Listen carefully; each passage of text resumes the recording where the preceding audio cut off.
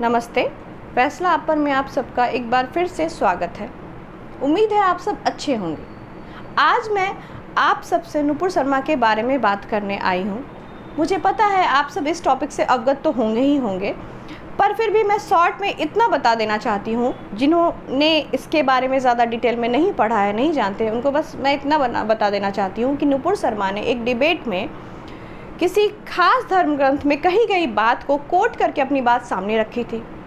इसके बाद से एक विशेष वर्ग आहत हो गया। जैसा कि हमेशा से होता है, वो लोग अक्सर छोटी छोटी बातों से आहत हो जाया करते। इनफैक्ट छोटी छोटी बातें नहीं, जो बातें प्रूफ के साथ उनके ही धर्म ग्रंथ में कही गई, वो लोग उस बात से भी आहत होते रहते हैं। उनके ग्रंथ में ये बात लिखी हुई है, वो इससे आहत नहीं होते, बट इसको कोट करके किसी बात को प्रूफ करने के लिए अगर सामने रखा जाता है उस बात को, तो वो उस बात से आहत हो जाते हैं। तो हुआ यही कि उनकी बात से एक विशेष वर्ग आहत हो गया। इसके बाद उनके खिलाफ देश भर में विरोध किया जाने लगा एक विशेष वर्ग के द्वारा। उनको मारने की धमकी दी जाने लगी, नुपुर शर्मा का रेप करने की भी धमकी दी जाने लगी। ये सारे न्यूज़ आपने सोशल मीडिया पे देखे ही होंगे, मुझे ये बात अच्छी तरीके से पता है। फिर भी मैं आपके सामने ये बात दोबारा रख रही हूँ, क्योंकि मैं आज आपको जो बताने जा रही हूँ वो नोटिस करना ज़्यादा ज़रूरी है मेरे ख्याल से। क्योंकि ऐसा पहली बार नहीं हुआ है जब किसी बात से एक विशेष वर्ग आहत हुआ हो और उसके खिलाफ आवाज़ उठाई जा रही हो। आप जब किसी बात को लॉजिक के साथ सामने रखते हो, फिर भी आपकी बात को काटा जाता है। क्यों? क्योंकि आपको ऐसा कहा जाता है कि आपको ये बात नहीं बोलनी चाहिए थी, हमारी आस्था को ठेस पहुंचा। भाई, आपकी आस्था आस्था और हमारी आस्था, उसका कोई मायने नहीं है। आपको जो मन में आता है बोलते हो, आपको किसी हिंदू देवता के बारे में जो मन में आता है बोलते हो, हिंदू जो रीति रिवाज है उसके बारे में जो बोलना है बोलते हो। उससे आस्था को कोई ठेस नहीं पहुंचता और ना ही उसके लिए स्वयं संज्ञान लिया जाता है। खैर, अब बात यह है कि नुपुर शर्मा के खिलाफ विभिन्न राज्यों में FIR हुए, तो वो चूँकि उनकी जान को खतरा है, तो उन्होंने ये रिक्वेस्ट लेके वो सुप्रीम कोर्ट के पास पहुंची कि डिफरेंट स्टेट पे जो FIR है उनको एक स्टेट में ट्रांसफ़र किया जाए। अब हुआ यूँ कि जब वो ये रिक्वेस्ट लेके पहुंची, तो स्वयं संज्ञान लेने वाले महानुभाव ने इस टॉपिक से हटते हुए उन्हें फटकारना शुरू कर दिया। उनके वकील को भी फटकारा और उन्होंने बोला, वो कहते नहीं है फैसला on the spot kind of, या फिर क्या कहते हैं उसे, बेगानी शादी में अब्दुल्ला दीवाना। मतलब आपसे वो बात पूछी भी नहीं जा रही है, आपके सामने वो बात रखी भी नहीं जा रही है, आपसे सिर्फ इतना रिक्वेस्ट किया जा रहा है कि डिफरेंट स्टेट के जो FIR है उनको एक स्टेट में ट्रांसफ़र किया जाए, क्योंकि मेरी जान को खतरा है और मेरा रेप करने की भी मुझे धमकियाँ दी जा रही है। पर स्वयं संज्ञान लेने वाले ने एक प्रोपेगेंडा के तहत मुझे लगता है ऐसा किया होगा, क्योंकि ये बात मुझे ही नहीं सभी को समझ में आ रहा है कि जो बात आपसे पूछी ही नहीं जा रही है, आपके पास इतना फ्री टाइम है कि आप उससे रिलेटेड बात को छोड़ के जो बात नहीं आपके सामने रखी जा रही है, आप उस बात पे कूद के आप अपनी स्टेटमेंट दे रहे हो कि ये जो भी देशव्यापी हिंसा हो रही है, या फिर ये जो अभी हाल में उदयपुर में जो कन्हैया की हत्या हुई थी, या ऐसी और भी छुटपुट घटनाएं हो रही हैं, सामने आ रही है इस मुद्दे के बाद से, इस सब के लिए नुपुर शर्मा जिम्मेदार है। और उनको ऐसी टिप्पणी करने से पहले सोचना चाहिए था, उनको सोच समझ के बोलना चाहिए था, और ये बहुत ही गैर जिम्मेदाराना हरकत है, ऐसा बोला गया नुपुर शर्मा को।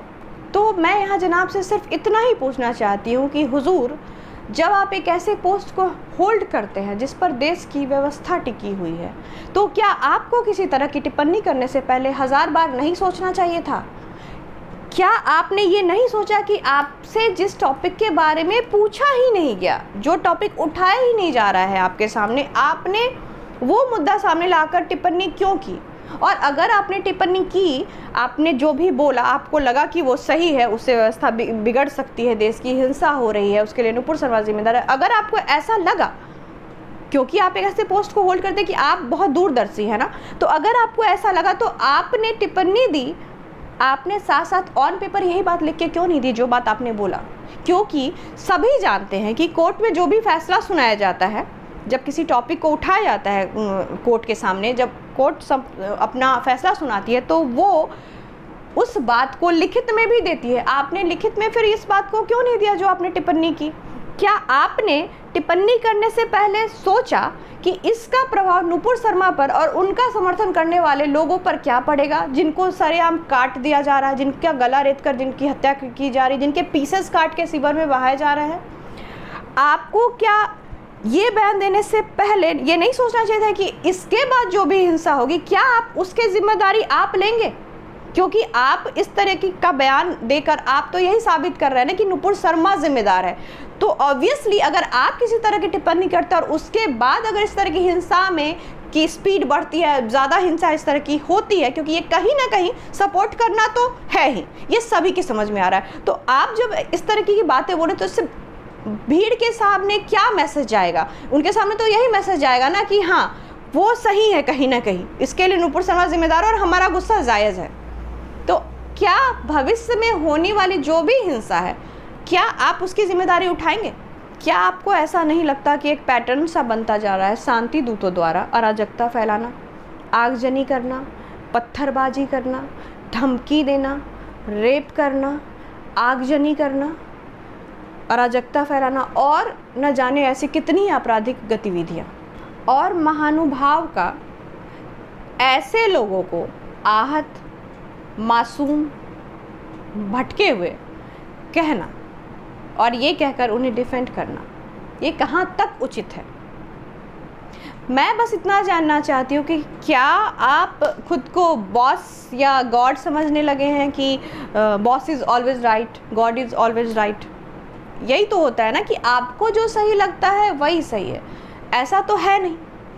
अब जैसे कि आप देखते होंगे कि बार बार जनता, हम आप में से कितने सारे लोग हर टॉपिक पे, ऐसा नहीं कि ये एक मुद्दा है, रेप से रिलेटेड हो गया, साइबर क्राइम हो गया, ऐसी बहुत सारी ऐसी बातें जिस पे हम लोग बोलते हैं कि नहीं न्याय व्यवस्था में चेंजेस आने चाहिए, पर किसी के कानों पे जूं तक नहीं रेंगती। आप एक बार सोचिए कि ऐसा मार्केटिंग स्ट्रेटजी में भी पढ़ा गया है, बहुत सारे जगहों में पढ़ा गया, बहुत मुझे लगता है सामाजिकता की बुक में भी लिखा गया कि हर समाज में या हर सिचुएशन में आप चाहोगे कि आप एक ही पैटर्न को फॉलो करो तो वो एक्सिक्यूट नहीं कर सकते आप। पहले साइबर क्राइम नहीं हुआ करते थे, आज से 50, 60, 70 साल पहले, 60 साल तो पहले नहीं हुआ करते थे, तो उस समय का एक अलग तरीका था, उस समय के क्राइम भी अलग तरीके के होते थे। तो उनके लिए जो रूल बनाए गए थे, जो कानून में लिखा गया था, क्या उस तरह की चीज़ों को फिर चेंज किया गया ना, क्योंकि साइबर क्राइम जैसी चीज़ भी सामने आई।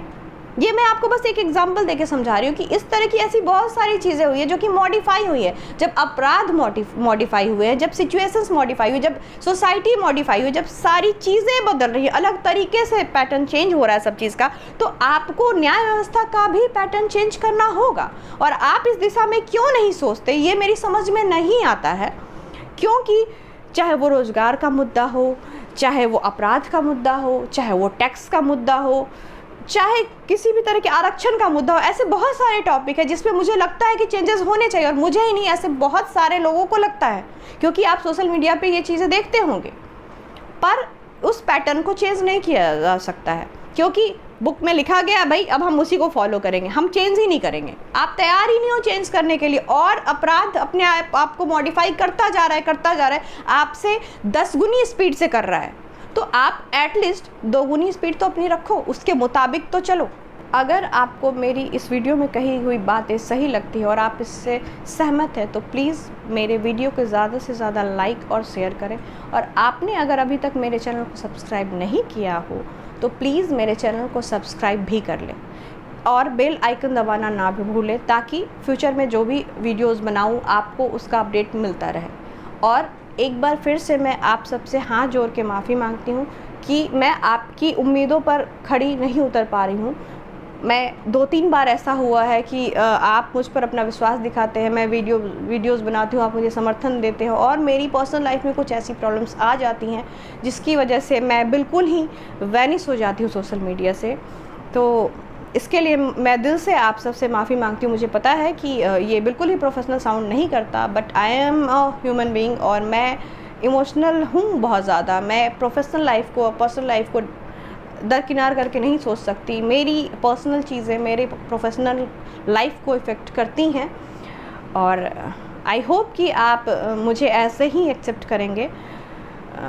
इन शॉर्ट, अभी फ़िलहाल मैं आपको बस इतना बताना चाहती हूँ कि मेरे पापा की तबीयत बहुत ही ज़्यादा ख़राब हो गई थी और मैं 24/7 कह सकते हैं आप, मैं उनकी ही सेवा में लगी हुई थी। अब उनकी सिचुएशन पहले से बहुत बेहतर हुई है, तो अब मैं फिर से सोशल मीडिया पे एक्टिव हो गई हूँ। और आप सबका एक बार फिर से प्यार चाहिए, और एक बात और कि आप लोगों ने जो मुझसे पूछा मेरे पापा के बारे में, मेरे सोशल मीडिया पे मुझसे मैसेज करके पूछा, जो लोग के पास मेरा नंबर है उन्होंने फ़ोन करके भी पूछा, मुझे हेल्प भी की बहुत तरीके से, जिन्होंने बोला कि मैं हर सिचुएशन में आपके साथ हूँ, उन सब लोगों को भी तहे दिल से शुक्रिया। और आपने जो मुझ पर आज तक विश्वास किया है उसके लिए भी आप सबका शुक्रिया। उम्मीद है आपका प्यार और विश्वास आगे भी ऐसे ही मिलता रहेगा। तब तक के लिए अपना और अपने अपनों का ख्याल रखें। जय हिंद, जय भारत, जय श्री राम।